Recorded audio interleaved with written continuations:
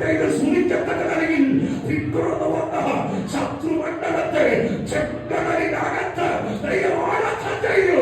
ഇന്ന് പലക്കാലം അടക്കാനും അടക്കം ചെയ്യാനും കഴിവുള്ള ഒരുവൻ നിന്റെ കൂടെയുള്ളപ്പോ നിന്നെ വെല്ലുവിളിക്കുന്ന ശത്രുവിനെ നീ ഭയപ്പെടേണ്ട. നിന്റെ കുടുംബത്തെ വെല്ലുവിളിക്കുന്ന ശത്രുവിനെ നീ ഭയപ്പെടേണ്ട. നിന്റെ സ്വസ്ഥത എടുക്കുന്ന ശത്രുമണ്ഡലത്തെ നീ ഭയപ്പെടേണ്ട. അതിനെ അടക്കം ചെയ്യാൻ കഴിവുള്ളവൻ ഇവിടെയുണ്ട്.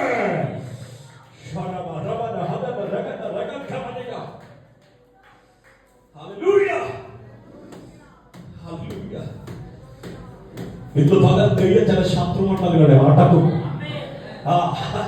അടക്കം ചെയ്യും. നീ സ്വസ്ഥത പ്രാപിക്കുക. ചില വർഷങ്ങളായി നിന്റെ ഹൃദയത്തിനകത്ത് നഷ്ടപ്പെട്ട സ്വസ്ഥതയില്ലേ? വർഷങ്ങളായി നിന്റെ ഹൃദയത്തിന്റെ ഉള്ളിൽ, നിന്റെ കുടുംബജീവിതത്തിൽ, നിന്റെ ഭവനത്തിന്റെ ഉള്ളതിൽ നഷ്ടപ്പെട്ട സ്വസ്ഥതയില്ലേ? ഇനി ഇതെങ്ങനെ തിരികെ വരും? എനിക്കിനി എങ്ങനെ പ്രാപിക്കാൻ കഴിയുമെന്ന് ചിന്തിച്ച് കരയുന്ന ദിനങ്ങളില്ലേ? ഇന്ന് പല ആത്മാവിനെ പ്രവചിക്കുന്നു അതിനെ മടക്കി തരാൻ. ഇന്ന് പറഞ്ഞ ഈ ദൂത് ചില കുടുംബങ്ങൾക്കകത്ത് ചലിച്ചു തുടങ്ങുകയോ ചില വ്യക്തികളിൽ ചലിച്ചു തുടങ്ങുകയോ സ്വസ്ഥത നഷ്ടപ്പെട്ട് കരഞ്ഞ രാത്രികൾ, സ്വസ്ഥത നഷ്ടപ്പെട്ട് അരമുറിയിട്ട് കരഞ്ഞ രാത്രികൾ.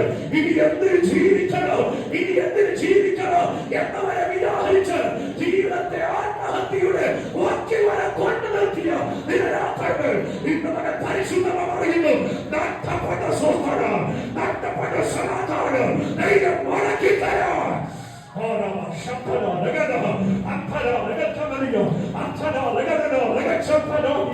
യേശുവിന്റെ നാമത്തിൽ ഇന്ന് മകൾ മടങ്ങി വരട്ടെ. ചില ഹൃദയത്തിൽ സ്വസ്ഥത ഉണ്ടാകട്ടെ, ചില ഹൃദയത്തിൽ സമാധാനം ഉണ്ടാകട്ടെ.